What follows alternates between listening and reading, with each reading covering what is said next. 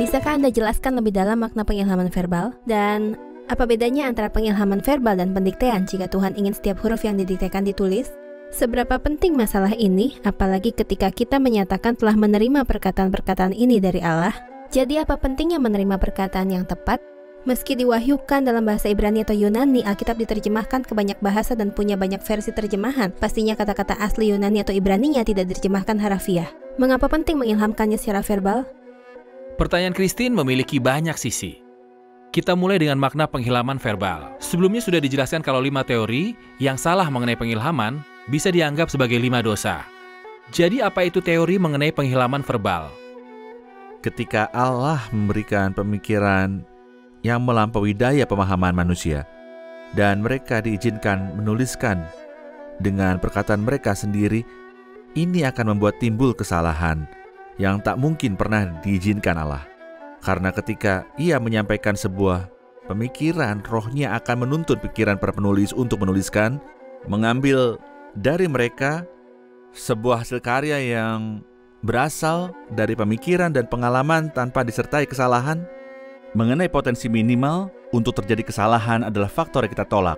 Ayat sebelumnya menegaskan yang Musa terima dari Allah bukan pemikiran, melainkan perkataan-perkataan untuk disampaikan pada kita dengan perkataan yang bukan diajarkan kepada kami oleh hikmat manusia, tetapi oleh roh yang berasal dari Allah. Perkataan bukan pemikiran. Perkataan bukan pemikiran. Betul. Apalagi yang ditulis di Alkitab yang menegaskan mengenai pengilhaman verbal. Kita memiliki banyak sekali bukti. Sebagai contoh penggunaan kata ganti milik yang bisa mengubah arti keseluruhan, kita akan lihat bagaimana Yesus menjelaskan pemikiran atas penggunaan kata ganti milik. Apakah pendapatmu tentang Mesias? Yesus bertanya pada orang Farisi dalam Matius 22, anak siapakah dia? Jawabannya, anak Daud. Katanya pada mereka, jika demikian, bagaimanakah Daud oleh pimpinan roh dapat menyebut dia tuannya ketika ia berkata, bagaimana Mesias bisa menjadi tuannya Daud ketika Mesias juga adalah anaknya Daud? Yesus menggunakan kata ganti milikku. Dalam bahasa Ibrani, huruf untukku adalah yod, huruf terkecil dalam bahasa Ibrani. Tapi Yesus menggunakan huruf ini dan memberikan pengajarannya berdasarkan sebuah huruf. Seperti kata kerja yang digunakan oleh Tuhan Yesus saat menjawab orang Saduki, dia mendasarkan pada bentuk kata kerjanya. Ketika ia bersabda bahwa akulah Allah Abraham, Allah Ishak, dan Allah Yakub, Yesus tidak pernah menggunakan bentuk aku pernah. Benar. Dalam bahasa Inggris, jelas menggunakan bentuk akulah, bukan aku telah. Jadi dia menggunakan bentuk kata kerja, bentuk tunggal pertama, dan kata ganti milik.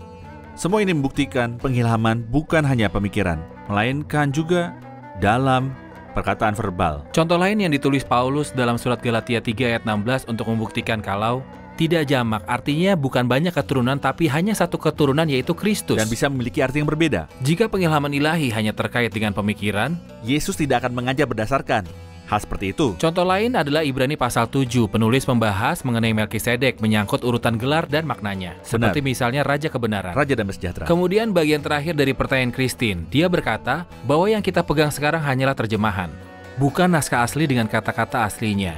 Jadi bagaimana kita bisa memandang terjemahan ini sebagai perkataan yang diilhamkan Allah? Yang dimaksud diilhamkan Allah tak berarti tertulis di surga dan diilhamkan kepada para penulis.